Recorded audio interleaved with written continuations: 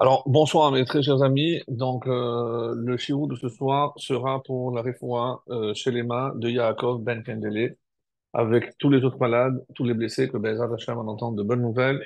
Et puisque cette soirée est organisée ici aussi chez notre ami Olivier Chemla et son épouse Déborah, puisque c'est le papa de Déborah. Et on remercie donc de l'accueil, Baruch Hashem, et je vous remercie d'être venus si nombreux, puisque c'est la première fois qu'on fait. Il m'avait exprimé son souhait de vouloir le faire chez lui. Sachez qu'il a acheté une table exprès, donc il a vraiment fait, il a voulu faire au mieux.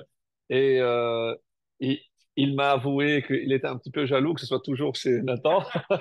On a profité et on a une pensée évidemment pour Nathan, qui est dans l'avion, puisque c'est pour ça qu'on n'a pas fait chez lui, et que celui qui rigole trop fort, c'est-à-dire l'autre Olivier, se prépare bientôt chez lui, on viendra tous lui rendre visite. Maintenant qu'il n'a plus d'excuses de place, les Ezra d'Hachem, alors le prochain Olivier, on prend rendez-vous, si Dieu veut. Alors on ne connaît pas l'adresse encore, c'est encore... mais Ezra d'Hachem, voilà. Alors, on arrive à une paracha un peu complexe. Et pourquoi je dis complexe? C'est par rapport, évidemment, à la lecture qu'on peut en faire. Parce que nous, on s'imagine, et d'ailleurs, il y a des commentaires qui vont dans ce sens, mais qu'est-ce qui a pu animer un homme comme Korah, qui, rappelons-le, était le porteur du Aaron? Il avait un niveau spirituel exceptionnel. Donc, je vais lire le premier verset pour voir la description qui est donnée des 250 hommes qui ont suivi. Et je ne pense pas l'avoir dit dans les cours précédents parce que ils ne sont pas cités dans le texte, mais les Rachamim tirent cette conclusion de la définition qui est donnée ici, Anshe Shem, Keri'e Moed. Donc, de quoi on parle? Pourquoi tellement d'attributs pour ces 250 personnes? Qu'est-ce que, Nessie et Eda? Vous oubliez maintenant tout ce que vous savez sur ces 250 personnes. Vous entendez Nessie et Eda, c'est les princes de l'Assemblée. À qui vous pensez? Quel prince vous connaissez? Le prince des 12 tribus, où on connaît leur nom, qu'est-ce qu'ils ont fait de particulier? Ceux qui ont participé à l'inauguration du Mishkan. Alors, vous voulez le scoop? Les 12 princes faisaient partie des 250. Les 12 princes faisaient partie des 250. Oui. Les représentants des tribus. Et comment les Chachamim interprètent le terme Anshe Shem? Nous, on va dire des gens de réputation. Mais vous savez ce qui marquait? Ils connaissaient le Shem. C'est quoi le Shem? Le Shem Amephorach. On parle de qui, là? Mais de qui on parle? Ils connaissaient le nom ineffable de Dieu. Donc, n'allez pas croire qu'ici, on est avec, comme on aurait pu imaginer, surtout en période électorale, on veut changer de candidat, on va faire du clientélisme. Non, non, non, on n'est pas du tout dans ce registre. On n'est pas du tout dans ce registre. Et parmi les explications que je voudrais partager avec vous ce soir, il y en a une. Qu'est-ce qui a déclenché? C'est, je regarde juste la fin de la semaine dernière. Et par quoi on a terminé? Par le tzitzit. Et là, on commence par Korah. Alors, quel est le lien? Alors, nous, on connaît le Midrash.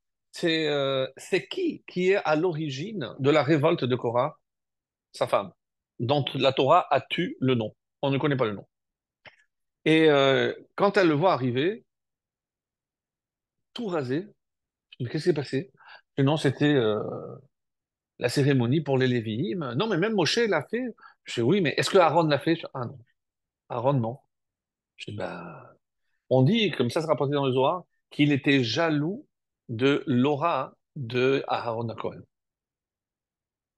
Donc la vraie question qu'il avait, c'est l'aura de Aaron, pas de Moshe.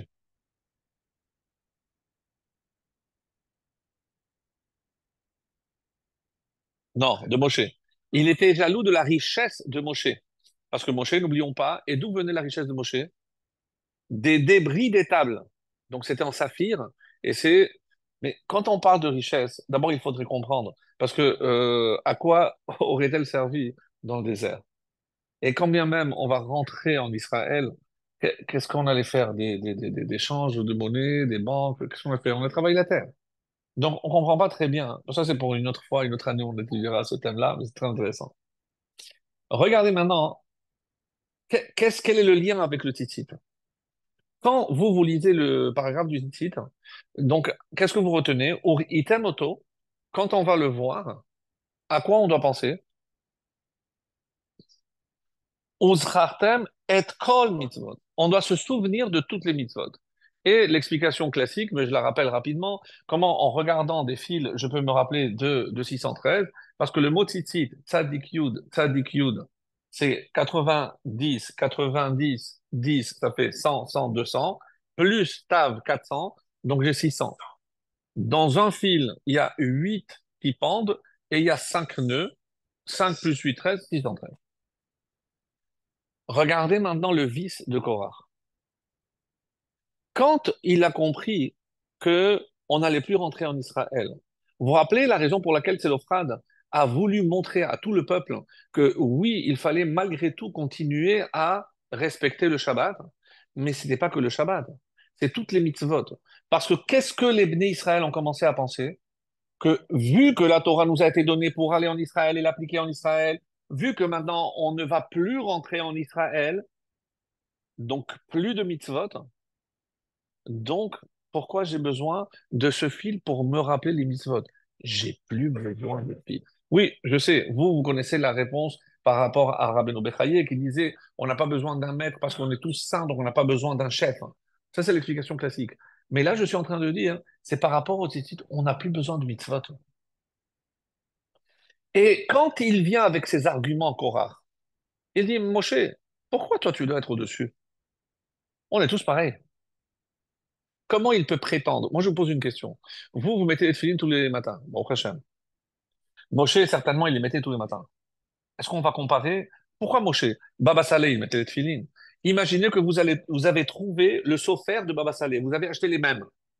Et vous mettez les mêmes tefilines que Baba Saleh. Vous allez vous comparer à Baba Saleh parce que j'ai le même tefilines et que je l'ai mis de la même façon. C'est évident que je ne peux pas. Pourquoi? Parce que l'expression d'un homme, et surtout de la neshama d'un homme, quelles sont les trois voies de l'expression de la neshama pour un homme? Chassidoute,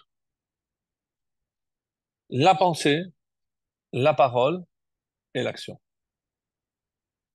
Ces trois dimensions sont représentées par quelle lettre? Pour ceux qui s'en souviennent, on a vu ça, je pense.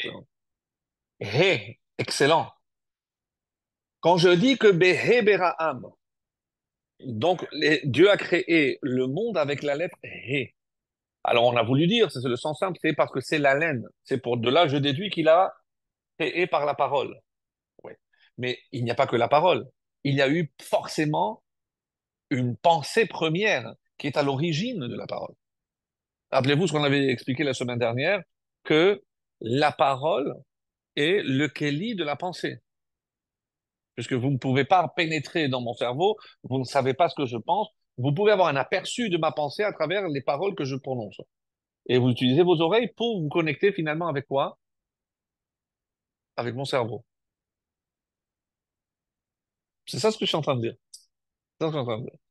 Donc, et comment c'est représenté tout ça par la lettre He? Très rapidement pour que se souvienne. Donc, la lettre He, donc il y a la barre d'en haut, horizontale. Ouais. Donc, barre horizontale, collée à une barre verticale et un bout de verticale qui ne touche pas, qui est en l'air. Celle qui est en haut représente la partie la plus élevée de l'homme, c'est-à-dire la pensée. La pensée. C'est ce qui est en haut.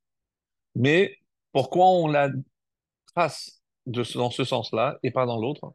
Parce que notre pensée ne pourra jamais atteindre la pensée d'Hachem. Jamais, au grand jamais, on ne pourra pénétrer la profondeur de la plus petite des petites des mitzvot. Et c'est pas parce que j'ai la prétention de comprendre quoi que ce soit que j'ai saisi toute la dimension d'une mitzvah, quelle qu'elle soit. Donc, si ça c'est la pensée, avec quoi elle est connectée obligatoirement, je ne peux pas, sans la pensée, la parole. La parole. La parole ne peut pas être indépendante. Parce que, comme j'ai dit, c'est l'expression du cerveau, donc de la pensée. Et maintenant, expliquez-moi où se trouve l'action. C'est le côté qui n'est pas connecté. Pourquoi l'action, d'après vous, n'est pas connectée avec la pensée?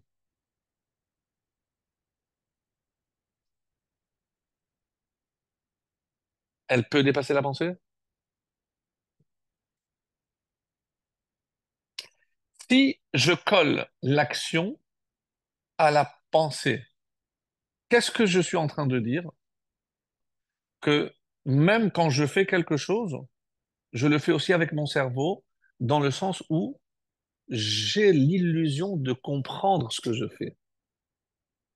Ou alors, ceux qui vous diront, lorsque je comprendrai, je ferai. Ça veut dire que eux, qu'est-ce qu'ils veulent faire? Ils veulent coller l'action à la barre. Mais ça change de lettre. Quelle lettre j'obtiens? Et que veut dire chet? La faute.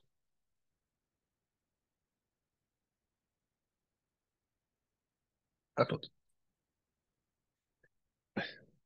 bien sûr. Mais je vais aller plus loin maintenant.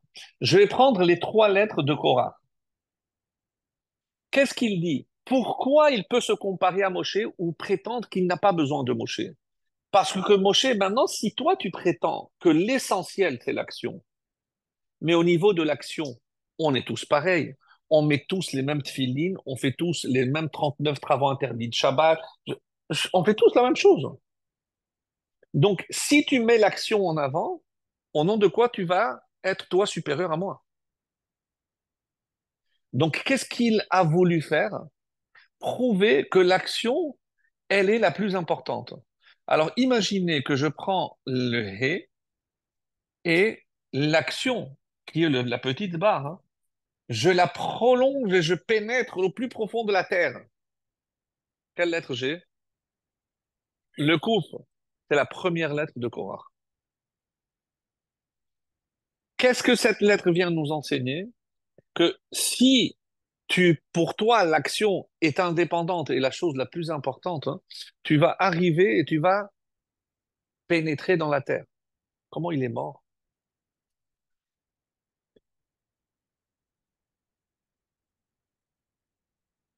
Tu as voulu vraiment rentrer dans la terre? C'est là-bas que tu rentres. Maintenant, je continue. Le Resh, qu'est-ce qu'il manque? Il manque l'action. Il a un problème extrêmement sérieux avec l'action. Soit pour lui, c'est la chose la plus importante, soit il va à l'autre extrême, c'est-à-dire, il n'y a pas d'action. Et là, si je garde, je rage le Resh. Ou alors, pire, si tu me dis que l'action, je dois la comprendre, j'ai dit tout à l'heure quelle lettre j'ai? Tête. C'est la troisième lettre de Korah. Dans chaque lettre, je vois quel a été le problème de Korah.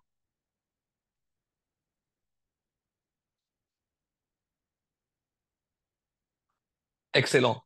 Et ça, c'est une étude extrêmement intéressante. J'ai commencé, mais j'ai pas pu développer. Mais on voit à quel point c'est important, parce que par exemple, dans le déluge, on a dit qu'il a nommé son fils Péleg. Pourquoi? Parce que Dor a Raplaga. Mais il est né avant la dispersion. Alors, comment? C'est parce que de là, certains déduisent que le nom que je donne est une prophétie. Parce que je vois en avant ce qui va arriver. Et c'est à ce moment-là que je comprends l'importance du nom que je donne à l'enfant. Parce qu'il est déterminant. Déterminant. Au passage, après tout ce que je viens de dire, mais n'oubliez pas ce que le Harizal a dit et qu'on a rappelé à chaque année, que c'est quoi? Où je trouve le mot de Korah, tzaddik katamar yifrach. Le tzaddik, il va fleurir comme tamar, comme un palmier dattier. Et pourquoi yifrach, il va fleurir? C'est au futur. Ça veut dire, c'est quoi le problème de Korah? Il était en avance. Il était en avance. Et vous savez comment je sais qu'il est en avance? Parce que quand le Mashiach viendra, oui, on aura un roi et on aura aussi un Cohen. Mais on n'aura pas besoin ni de guide spirituel, ni de prophète, ni rien du tout. Parce qu'on sera tous au même niveau. Donc cette vision de Korah, encore une fois, c'est quoi sa faute? Il était en avance. Je ne vais pas le faire parce que ce serait trop long, mais c'est très beau.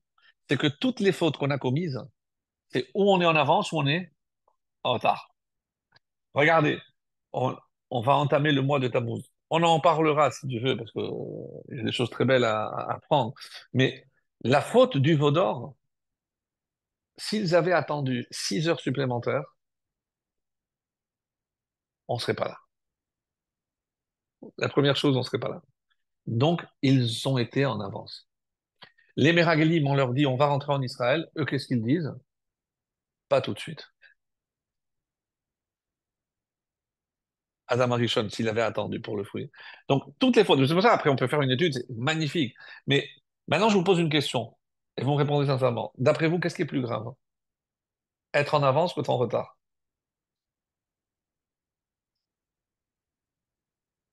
Tout le monde est d'accord?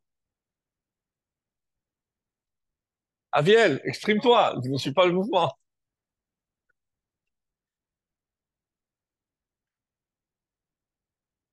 Alors, je vais t'apporter la preuve que toi, tu as raison. Korah, si c'était effectivement sa jalousie qui l'a motivé, pourquoi il a attendu maintenant? Mais El Safan, comme dit le Midrash, il a été élu, mais ça fait déjà un petit moment quand même. Mais pourquoi maintenant tout ressort?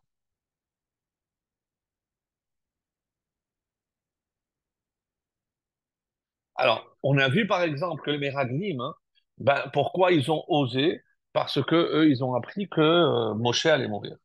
Mais écoutez bien ceci. Pour la faute du veau d'or, qu'est-ce qu'il voulait faire Hachem au peuple juif? Un truc. Qui nous a sauvés? Il est intervenu, Hachem l'a écouté? Oui. Oui. Les Meraglim, qu'est-ce qu'il a fait Hachem? Il condamne à ne pas rentrer en Israël. Moshe intervient. Le décret a été annulé? Visiblement, non. Donc, ça a affaibli Moshe. Qu'est-ce que Korach utilise comme argument? Vous voyez, Moshe n'est plus à la hauteur, il ne peut plus nous sauver.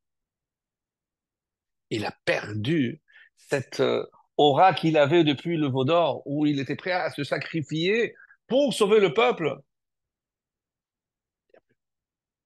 Il n'y a plus. Donc, Korach était très malin, très fort. Et très fort. Donc, il a choisi exactement le bon moment. Et c'est pour ça qu'il a pu gagner à sa cause les 12 Nessi'im. Mais vous croyez que c'était des nuls? Il y avait Narshon ben Aminadav. Grâce à lui, la mer s'est ouverte, n'oublions pas. Il fait partie des 250. Mais je ne comprends pas. Mais si c'est vrai que vous voulez, mais il ne peut pas y avoir 250 Kohanim Gedolim. Quand Moshe vous propose de faire la Ktoret, mais on sait très bien que la Ktoret, écoutez cette réponse parce qu'elle est magnifique. Est-ce qu'on a le droit d'offrir la Kétoret sans raison? C'est que le seul jour où le Kohen Gadol offrait la Kétoret, c'est à Kippour. Une fois dans une, il n'a pas le droit. De là, on apprend qu'on ne peut pas faire deux fois sans dague, etc. Mais j'ai pas compris. Mais à Moshe, il les a avertis. Mais d'où ils ont sorti cette confiance qu'ils pouvaient apporter une Kétoret et ne rien craindre? Mais c'est pas possible. Oui, c'est possible. Qu'est-ce qui leur a laissé croire que c'était possible d'apporter une kétorette et ne rien avoir à craindre? vous savez.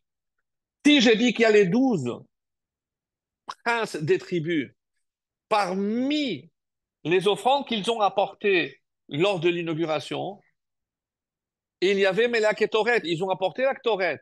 Il leur est arrivé quelque chose? Non. Donc, eux, ils se sont sentis tellement à l'aise et tellement immunisés parce qu'ils n'avaient rien à craindre. La preuve, on a fait la Kétoret. Donc, ils n'avaient rien à craindre, ils n'avaient pas peur.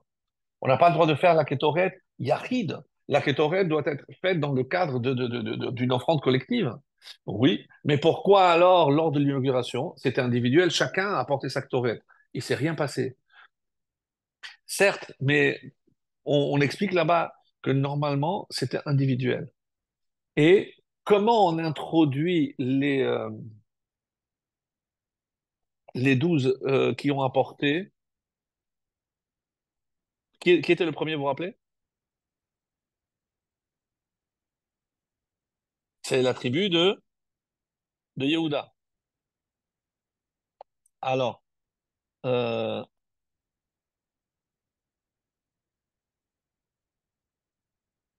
alors, regardez juste le premier mot. Non, ça c'est Bayam Hachelishi. Ah, il y a des deux feuilles, pardon.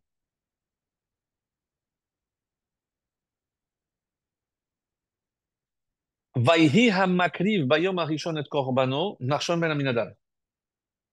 Par quoi j'ai commencé le verset? Vayhi. Mais si c'est un jour de joie, qu'est-ce que j'aurais dû mettre? On s'est jamais posé la question. Pourquoi Vayhi? Parce que ça va lui coûter la vie. Parce que comme il pensait qu'il avait le droit d'apporter la kétorette, il va faire partie des 250, il va apporter la kétorette, et il va finir par mourir. Vayhi. Vayhi, ça annonce un malheur. Mais c'est un jour de joie, un jour d'inauguration. Vayhi. Deux fois. Donc, pardon, une très bonne remarque d'habitude.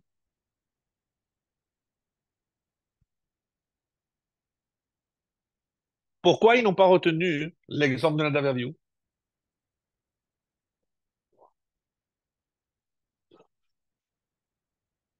Parce que là-bas, personne ne leur a demandé. Là, maintenant, qui c'est qui leur demande? Moshe. Pas comparer. On va pas comparer. Donc là, j'accomplis. Mais même si Moshe a tenu à les avertir, attention, on pourra avoir il n'y aura qu'un seul Kohen Gadol. Donc les autres, mais vous allez mourir. Qu'est-ce qu'ils ont fait, les Shem Shammai? Parce que on parle ici de Narshon Ben Aminadav. Donc n'oubliez pas, on ne parle pas des Meragelim qui étaient à un niveau bien nettement inférieur au Nessiim, Nessié et Da. Donc à Kérié Moed. Il n'y a pas plus. Il n'y a pas plus. Alors, par la suite, hein, vous vous rappelez le test du bâton. Qu'est-ce qui s'est passé avec le bâton d'Aaron, contrairement aux autres? Non, il a fleuri. Donc d'abord, il a pris racine. C'est déjà en soi un miracle. Mais il a donné des amendes. Les Rachamim me disent, qu'est-ce que j'apprends de ça? Qu'est-ce que ça veut dire des amendes? Pourquoi des amendes? Un, c'est le premier qui fleurit. Vient l'Agmara et nous dit quelque chose d'assez étonnant et qui va nous permettre de comprendre, encore une fois, parce que le but, c'est pas de savoir par rapport à ce qui s'est passé, nous, qu'est-ce qu'on apprend de ça? L'Agmara vient et dit, il y a deux types d'amendes. Il y a une amande qui au départ est amère, mais qui devient douce, et il y a des amandes douces qui deviennent amères. Très curieux. En tout cas, bon, si les Rachamim le disent, on leur fait confiance. Maintenant, on essaie de traduire ça pour nous. Quand des fois je fais quelque chose je peux croire hein, qu'il y a une certaine douceur. Par exemple, quand je transgresse quelque chose, j'ai un profit immédiat. Mais comme je suis quelqu'un d'assez honnête, une fois que la faute est passée, j'ai des remords. J'ai des remords. Et c'est pour ça que Korach, si on devait le définir, hein, il était un peu aigri. Comme m'a dit quelqu'un aussi, moi le Shabbat, je maigris. Je lui dis, mais comment tu fais? Et il m'a dit, non, je crois, Raph, que vous m'avez pas compris. Je lui dis, ben, explique-moi. C'est M apostrophe. Je maigris. À cause des interdits. Bon. Non, non, il se tape la traîne là et tout, ne t'inquiète pas. Alors, donc, pourquoi l'amende? Parce que c'est ce que Hachem a voulu faire comprendre au peuple juif. Au début, quand tu commences à faire la Torah, quand tu commences à étudier, c'est extrêmement difficile. C'est amer dans le sens où ça passe pas, tu comprends pas, mais tu finis par rentrer dans la douceur de la Torah. C'est pour ça que il faut toujours avoir en tête cette phrase extraordinaire qui dit Ta'amu or kitab. Ta'amu, il faut goûter. Quelqu'un qui n'a pas goûté le Shabbat, je ne peux pas l'expliquer. Quelqu'un qui n'a pas goûté une sougia de la Gemara, un pilpoul, on peut pas, on peut essayer de, mais ça n'a jamais le même goût. C'est vrai qu'au début c'est amer parce que je ne comprends pas, ça demande beaucoup d'efforts, mais lorsque j'arrive à la compréhension, là, c'est incroyable, c'est incroyable. Donc, et j'aimerais, à partir de là, vous faire part d'une étude magnifique hein, sur justement notre mauvaise vision du Yetzer Hara. Parce que nous, qu'est-ce qu'on pense du Yetzer Hara? Qu'est-ce qu'il essaie de nous faire faire? Dites-moi. Trébucher.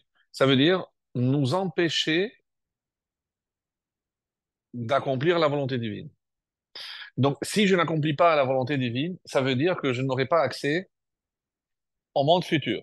Donc, si je résume, et apparemment vous êtes d'accord, le but du Yetzer Hara, c'est m'empêcher d'accéder au Gan Eden, au monde à venir.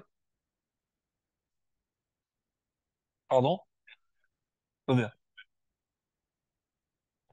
ça dépend comment tu le vois. Je suis d'accord avec toi. Bravo, je suis d'accord avec toi. Mais on parle maintenant de son travail. C'est quoi son but? Et par rapport à ce monde, et par rapport à ce monde, il s'en fiche qu'on ait ce monde. Ce qui l'intéresse seulement, c'est nous empêcher d'accéder au monde futur. C'est ça, lui, ça. Je vous pose la question.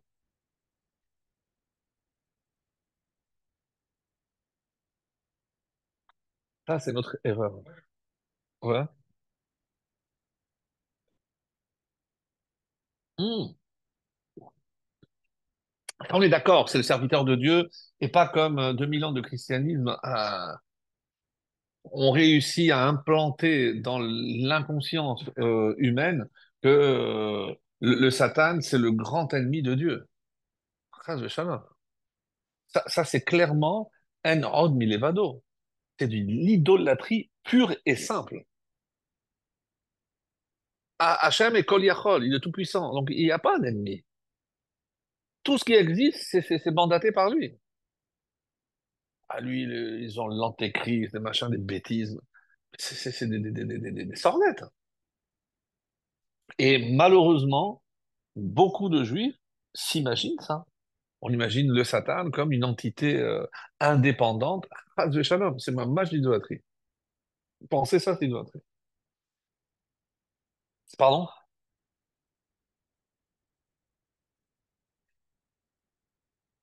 Ah oui, oui, oui, bien sûr. Mais qui sont beaucoup plus chrétiennes que judéo, parce que c'est pas de chez nous. Non, mais c'est ça, c'est ça qui est dommage. C'est ça qui est dommage. Alors, retenez cette question parce que je vais essayer de la développer, mais je vais faire une petite introduction à cela. Vous savez d'abord d'où vient ce chiffre 250?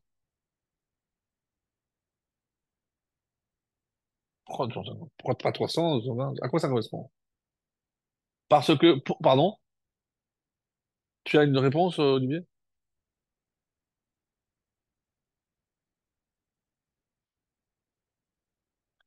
Non, ça c'est ce que la Gemara dit.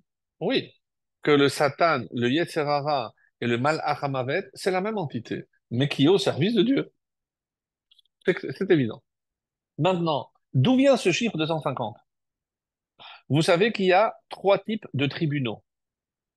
Quand, dans la Gemara, si vous avez fait un peu Sanhedrin, Makot et autres, quand il y a un tribunal qui peut se prononcer sur la vie ou la mort d'un détenu, ce qu'on appelle dîner nefashot. Il y a dîner mamonot. Dîner mamonot, ça suffit avec trois. Dîner nefashot minimum, non, ça c'est le grand Sanhedrin. Ça c'est des questions encore plus. Excellent. 23. Donc, la tribu de Lévi n'est pas concernée parce que c'est elle qui est en question. Donc, on a pris 23 de 11 tribus. Ça fait combien?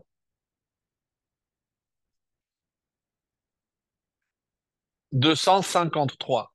250 plus Datan, Aviran, et au départ, il y a On Ben Pelet.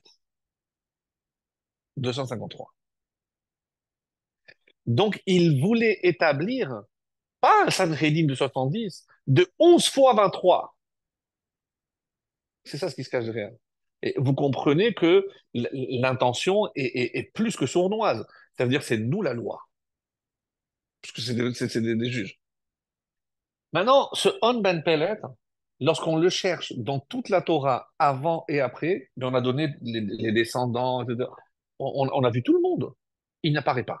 D'où il tombe? Il n'est pas, il n'a pas de casier. Pourquoi? Parce qu'il a nettoyé à Pessah. Dans toutes les synagogues, on dit nettoyer le casier. Bon, bref. Non, on n'a pas compris. C'est pas grave. Après on fait tos.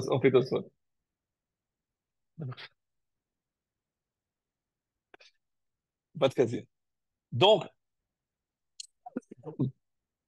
et c'est pour ça que les Ramim disent, mais quand je regarde, c'est le Midrash qui dit, c'est qui? Son vrai nom, c'est Nemuel. Et qui était Nemuel?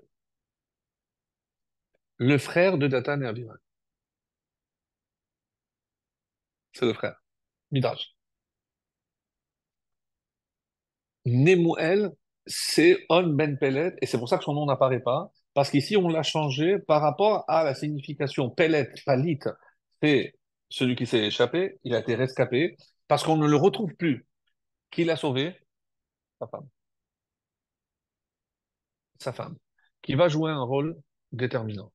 Parce que de la même façon que la femme de Korah va l'enfoncer, et c'est le cas de le dire, parce qu'il va terminer bien profond, et la femme d'On Ben Pelet va le sauver. Mais avec quel argument? Que ce soit l'un ou l'autre, toi, qu'est-ce que tu as gagné? Non, nous, comment on aurait posé la question? Est-ce que c'est bon pour les Juifs? C'est ça la question qu'on est en train de se poser maintenant. Mais la question, c'est pas si c'est bon. Qu'est-ce qui est pire pour les Juifs? C'est la question qui doit se poser aujourd'hui, c'est plutôt cela. Bon, mais ça, on a dit qu'on ne parle pas de politique. Attention, c'est pas parce qu'il y a des divergences, et c'est la politique. Voilà. C'est notre niveau. C'est notre niveau. Donc, on a vu ici, et il y a un autre avis dans le Midrash qui dit que qui est la femme de Korah? La sœur de Dathan et Abiram. C'est-à-dire, drôle de famille. C'est une famille de révoltés, quelque chose d'énorme. Quelque chose d'énorme. D'énorme. Pardon? Ouais. Mais il y a toujours des contestataires. Et ceux qui, vous savez pourquoi, c'est une très belle explication que j'ai découvert dans un Midrash. Quand Hachem vient dire à Moshe, c'est bon, tu peux retourner en Égypte parce que ceux qui te voulaient du mal sont morts. À qui vous avez pensé, vous? Tout le monde pense au Pharaon. C'est pas ce que le Midrash dit. Qui, qui sont ceux qui ont dénoncé Moshe, qu'ils voulaient du mal? Nathan Miran. Mais on les voit à la sortie, donc ils sont pas morts. Ils se sont appauvris. Ils ont tout perdu. Eux qui étaient riches comme Crésus, il restait que Korah, et c'est pour ça ils se sont collés à Korah. Ils ont perdu toute leur fortune. Et qu'est-ce qu'il a dit? Ani, Khashuv Kamet. Maintenant, ils sont comme pauvres, comme des morts, donc là tu peux retourner. Ouais. Et c'est pour ça qu'ils vont se coller avec les autres, et c'est pour ça qu'on les retrouve à la sortie. Mais imaginez comment ils en voulaient à Moshe, qui non seulement reste en vie, il revient pimpant à l'âge de 80 ans, et il vient en maître et seigneur, et il fait trembler toute l'Égypte avec les plaies. Imaginez. Alors n'oubliez pas qu'ils ont voulu sa mort. Ils l'ont dénoncé, que ce soit clair. Donc, pardon,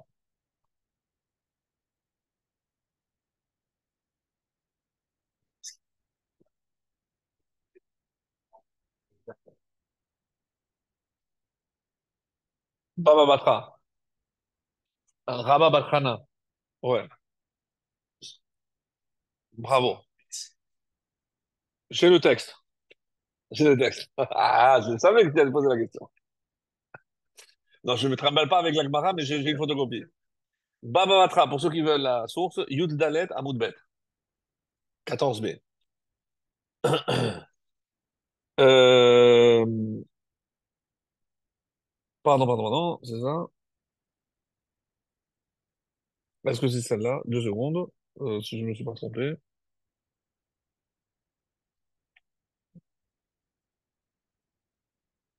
Attendez.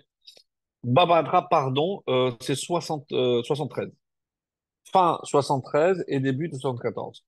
Amar Rabba bar Chana. C'est toutes les histoires qui sont attribuées à Rabba bar Chana.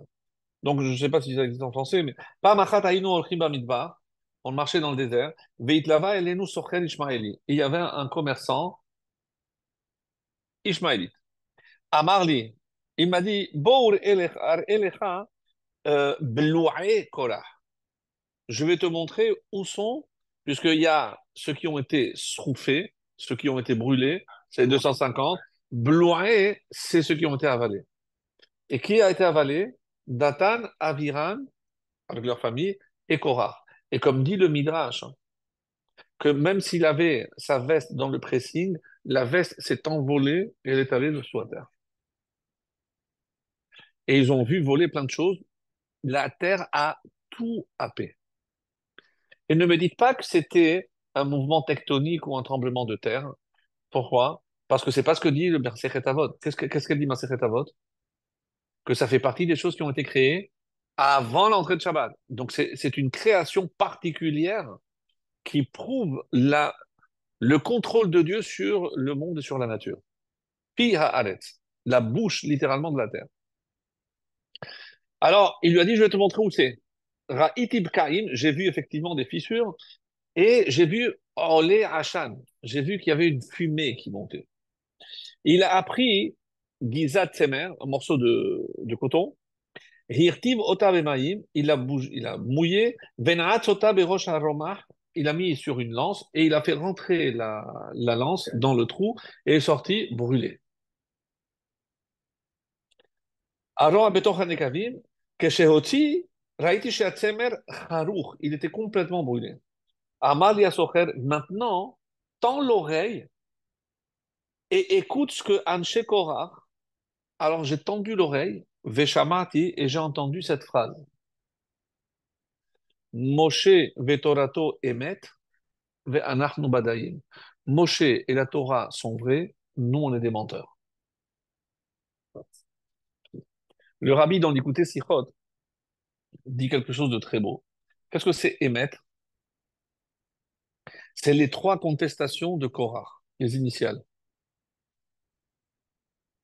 Ils ont contesté le fait que le seul qui n'a pas été rasé, et c'est la place qu'il convoitait véritablement Korah, c'est Aharon. Ensuite, ils sont venus avec deux exemples pour ridiculiser Moshe. C'est quoi les deux exemples? Techelet, excellent, c'est le Tav, et la Mezouza. Initiale de Aharon, Mezouza et Techelet, Emet. Incroyable. Incroyable. Il y en a qui ont voulu dire que Aleph même c'est aussi Aaron, même c'est aussi Moshe. Parce qu'ils ont voulu, mais ils ne voulaient pas sa place.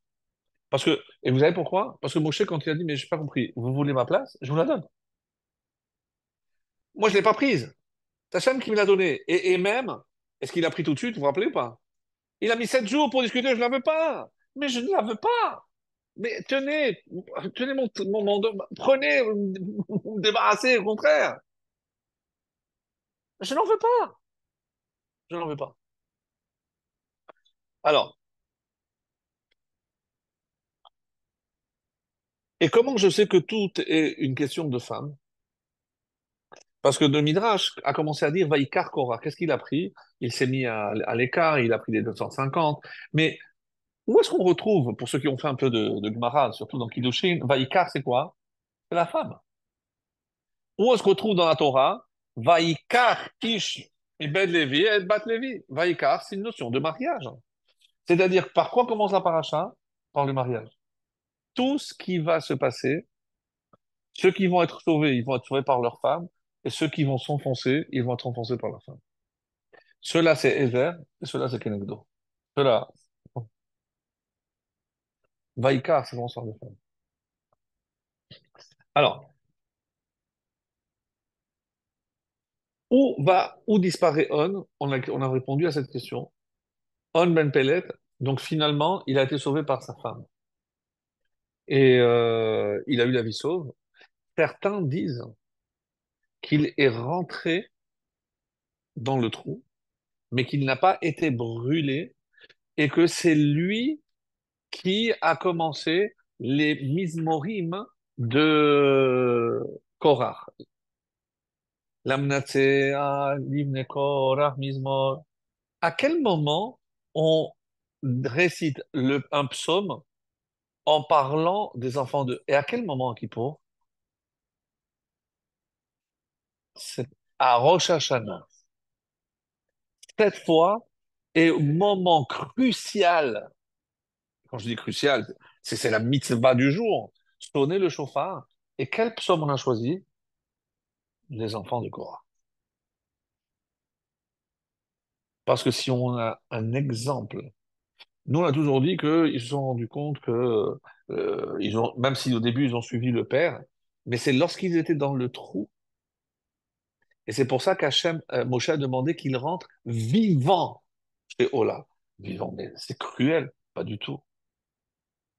Pas pour qu'ils aient le temps de faire des choses. Et ils chantent. Et quels chants ils font? Il y a 11 Mizmorim d'Ebne Korah. Et c'est eux qui ont chanté. Et c'est comme ça qu'on a su qu'ils ont fait des choses. Et on fait remarquer que dans tous les psaumes où apparaissent l'enfant de Korah, il y a aussi une allusion à Yerushalayim. Pourquoi? Vous avez une idée? Pourquoi ça devrait être lié à Yerushalayim? Vous avez une idée?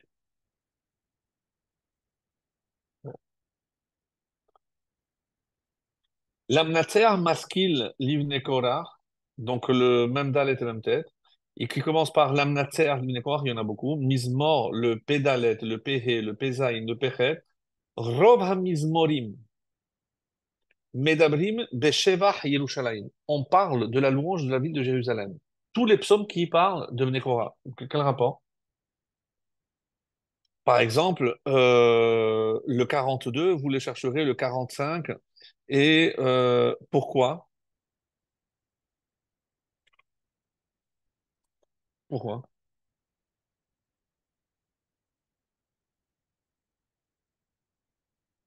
Que- Qu'est-ce qui fait de Yerushalayim une ville différente des autres? De la même façon qu'il y a une ville qui est plus kadosh que d'autres, il y a des hommes plus kadosh que d'autres, et il y a des temps qui sont plus kadosh que d'autres. Comment ça s'appelle? Ma'ale Ashan, c'est la fumée. Mais nous, on sait que Ashan veut dire autre chose. Olam, Shana, Nefesh. Au niveau de l'espace, au niveau du temps et au niveau de l'homme, il y a des saintetés qui sont au-dessus des autres. L'espace, ça Yerushalayim, et dans Yerushalayim, le temple, et dans le temple, Kodesh HaKodashim. Au niveau du temps, Shabbat, et parmi tous les Shabbats, celui qui appelle les Shabbat, Shabbaton, c'est qui pour? Et Nefesh, c'est qui est au-dessus de tous? Parmi les hommes, c'est les Kohanim. Et parmi les Kohanim, le Kohen Gadol. Et où est-ce qu'il y a la convergence des trois? À Kippour. Ils ont accepté que Hachem a fait les choses de manière à ce qu'il y ait forcément une différence. Eux, qu'est-ce qu'ils voulaient faire? En tout cas, Korah, essentiellement, ils voulaient effacer les différences. Et c'est pour ça que Moshe, quand il va les punir, qu'est-ce qu'il leur dit? Hibadelu mitor. Séparez-vous du reste. Où est-ce qu'on retrouve ce mot hibadelu? Vous connaissez un mot avec ça? Havdalah. Un livre qui s'appelle Maté Moshe, la page 100 414. Qu'est-ce qu'il dit? Kshemavdilim alkos, lorsqu'on fait la Havdalah, shofri me'ayin ala haaretz. À l'époque, et c'est comme ça qu'il demande, on prend le vin et on jette par terre. De ita, kol bayit shelo nishpach bo yayin, en bo siman bracha. Et pourquoi on fait ça? Parce que dans une maison où on n'a pas versé du sang, il n'y a pas un siman de bracha. Euh, Du vin, on s'est compris. On s'est compris. Ah, et il continue. Et il y a aussi une autre raison. Ve'ot ta'am. Bon. Laquelle? C'est qui écrit ça? C'est les Rakenati. Je ne sais pas si vous savez, c'est un des kabbalistes italiens, un Kanati. Et il dit que c'est lié à la paracha de Korah. Pourquoi? Parce que c'est écrit Hibadelu, comme j'ai dit. Vehem bnei Korach lo yordim la sheol ad Israël osim avdallah. Parce que le Shabbat, qu'est-ce qui se passe? Vous savez ça ou pas? Qu'est-ce qui se passe dans le Gehinam? On éteint le four, sans repos. Shabbat, même en enfer, on n'allume pas le feu. Bon, il faut comprendre, c'est une image. Oui. Mais non, on ne savait pas, mais imaginez, ça veut dire. Et donc, eux, ils sont dans, chez Ola, ils sont dans l'enfer et le feu. Mais ils ont un répit. Quand est-ce qu'ils reprennent le feu? Après l'Avdallah. Mais non, au contraire, regarde ce qu'il dit. Voilà ce qui est très beau.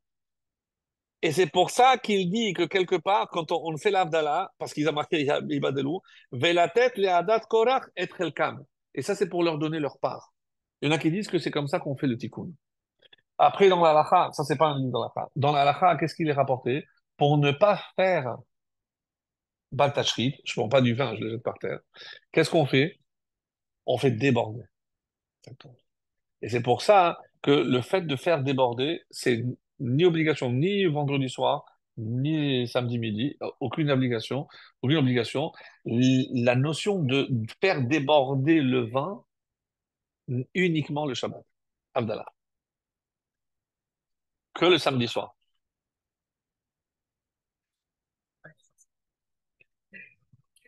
Alors, parce que comme certains rajoutent de l'eau après, mais il n'y a aucune notion, et vous verrez, il y en a qui remplissent même pas jusqu'en haut. Pas besoin. Alors, parce que c'est un siman de bracha. Mais ça a été dit pour le samedi soir. Bon, ça, que vous le sachiez, quoi, c'est important. C'est ouais, c'est vrai. Alors,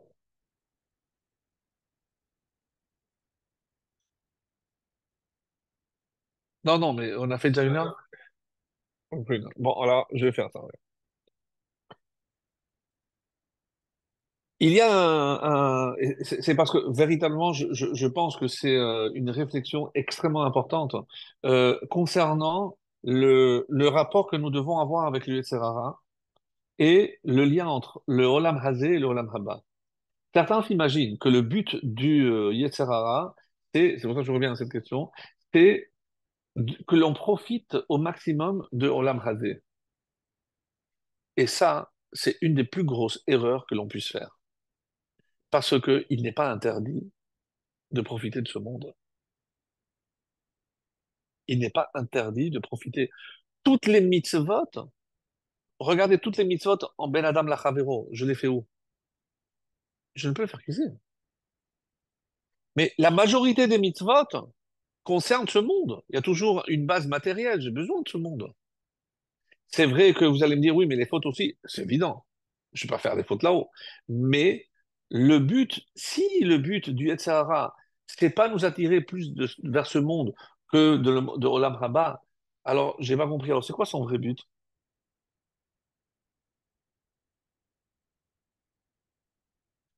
Nous exterminer, nous éliminer. Le but du Yetzirah, c'est de nous faire disparaître. Pour moi, c'est un scoop. Parce que moi, j'ai toujours cru que nous faire trébucher, nous faire... on l'a toujours dit. Et il donne ici le Rav Nebenzahl, c'est l'ancien rabbin du vieux quartier de Yerushalayim. Et il dit comme ça,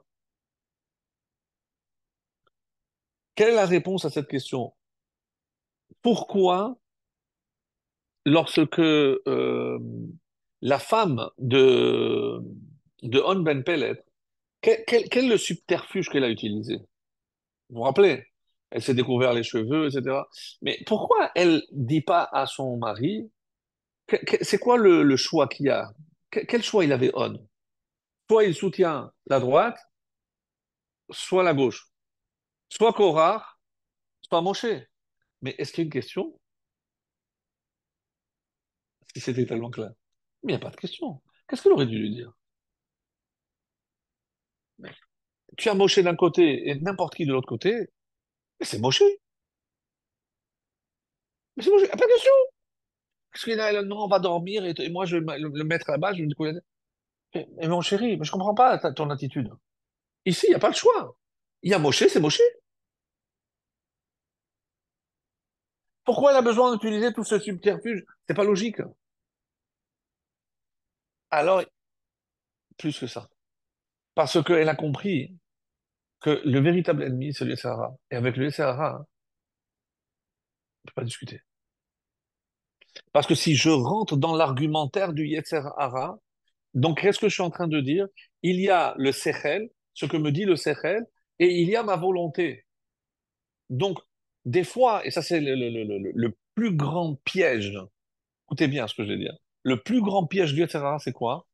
Nous faire croire que ce que là on a envie de faire, c'est ce qu'on doit faire. Je le répète. C'est parce que je veux, j'ai envie de faire ça, je vais me dire, en fait, c'est ça ce que je dois faire. Donc, je fais passer ma volonté avant le sechel. Parce que si je réfléchis, je sais que c'est pas du tout ça ce que me demande Hachem. Il y a une seule exception, dit ici le Rav. Imaginons un garçon, il fait un chidour. La fille, des midotes en or, intelligente, sympathique. Donc, s'il écoute le sechel, c'est la fille idéale. Quel est le problème? Elle lui plaît pas. Il n'y a pas d'attirance. Est-ce que je dois me dire, non, là c'est le sechel? Parce que si elle me plaît pas, ça c'est un coup au Yetzirah. Je peux dire ça? Il ne doit pas y aller. S'il n'y a pas un minimum d'attirance, je ne sais pas il est tombé raide mort devant. On ne parle pas de ça. Parce que ça vient avec le temps. Mais s'il n'y a pas un minimum d'attirance, ça suffit, même si le cercle est en train de te dire, mais tu n'as pas trouvé comme ça, avec toutes ces midotes, tu n'as pas trouvé de... Je peux pas. Je n'écoute pas. C'est le seul cas où je n'écoute pas mon secret. Parce que ça peut paraître, encore une fois, une ruse, un subterfuge de Sahara qui me dit, non, mais non, c'est elle, qu'est-ce que tu es en train de me raconter? Mais c'est parce que tu as tiré maintenant que par le physique, il faut. Et comment la Gemara le dit, c'est une obligation de voir la Kala avant de se marier avec elle. Ça veut dire quoi, ce de la voir?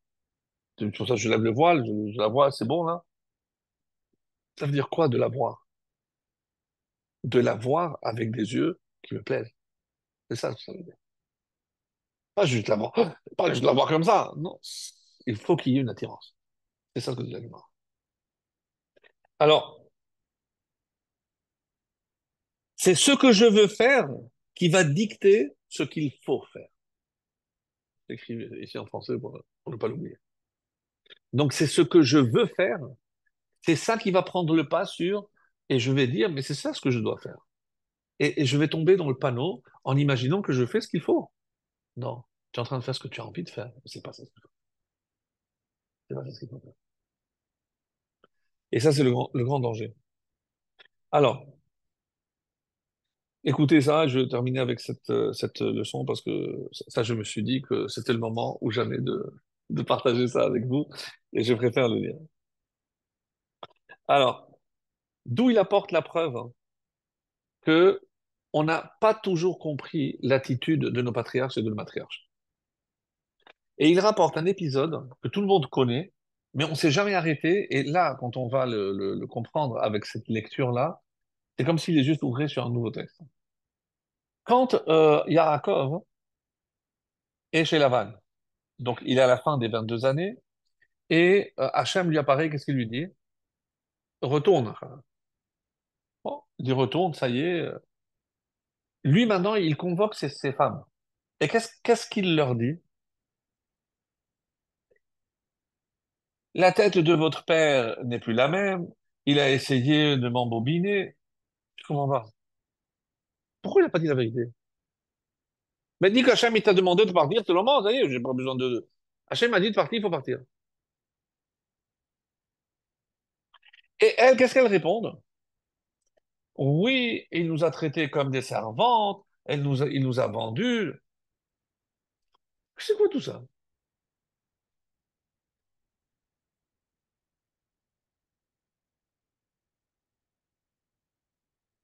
Alors il dit, il avait trois raisons pour partir. Et il ne va mentionner aucune des trois à ses femmes. C'est quoi la première? Vous êtes bien assis? Non? Ça va te plaire. Je vais la lire parce qu'elle est trop belle. Je vous donne la source. Traité de Ketuvot 110b. Je peux lire maintenant? Chova lagour ba'aret. Ah, la bombe atomique. C'est une obligation pour un juif de vivre en Israël. Moi, je ne suis pas envoyé par l'agence juive, je vous rassure, mais je fais mon boulot. Je fais mon boulot. Mais j'ai promis, je ne vous dirai pas à qui, mais que si je venais en France, c'est aussi pour motiver les troupes. Bon, c'est mon devoir. Chacun son boulot.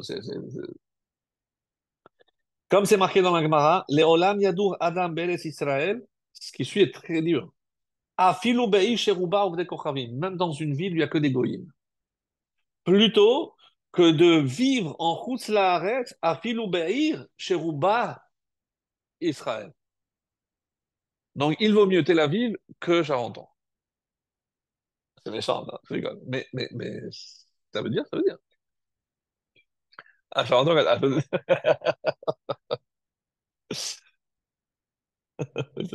deuxième raison.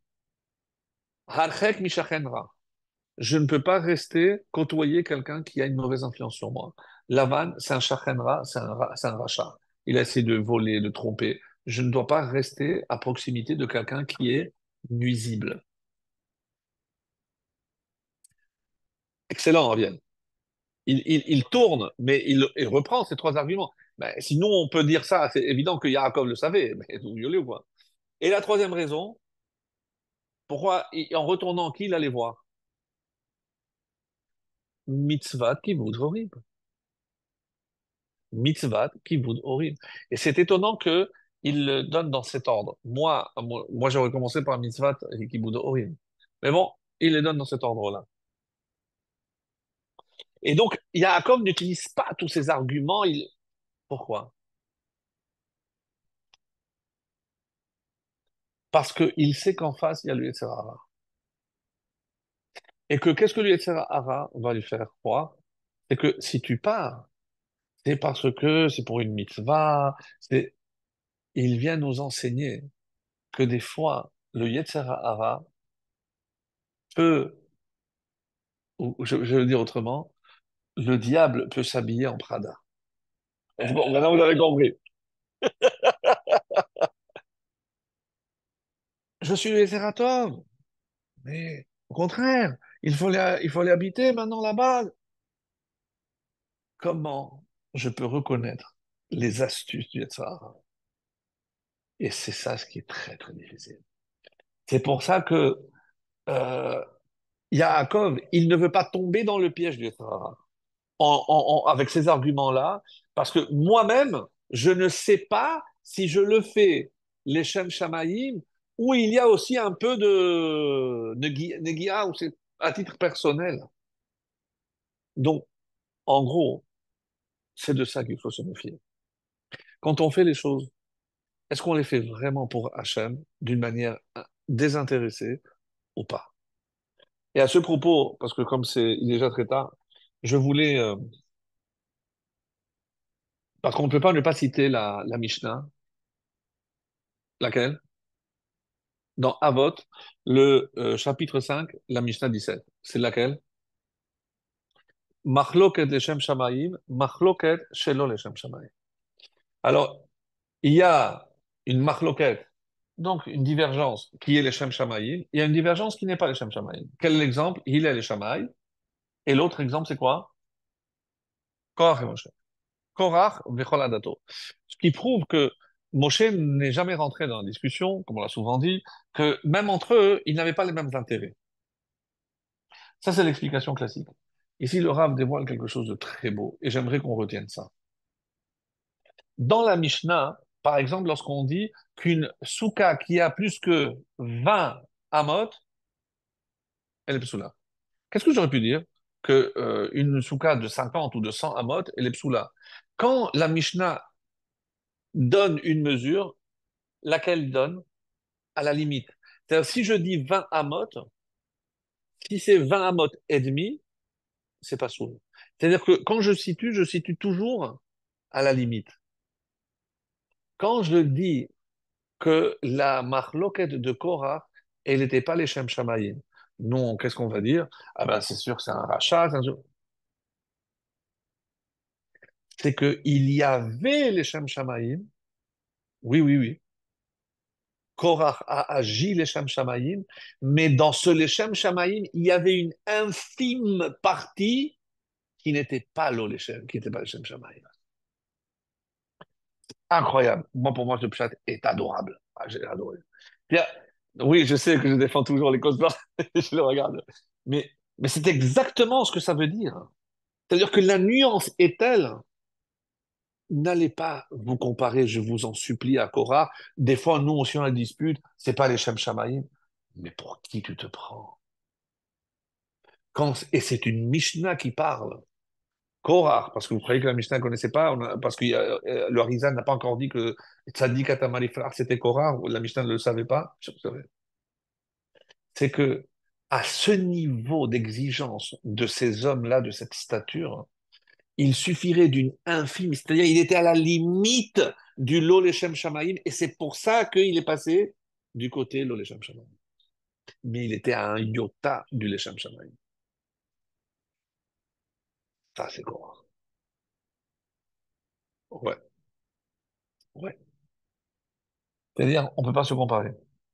Nous, on va se contenter d'essayer de faire les choses du mieux qu'on le peut, en sachant que mitorshelo lishma, bah lishma, même si on sait que c'est pas encore parfait à 100%, qu'Hachem nous aide à distinguer lorsque le mauvais conseil vient du mauvais côté, pour voir toujours le bon côté, et que si on vient avec un cœur sincère, Hachem acceptera ce qu'on fait, parce qu'on le fera de bon cœur. Voilà, monsieur.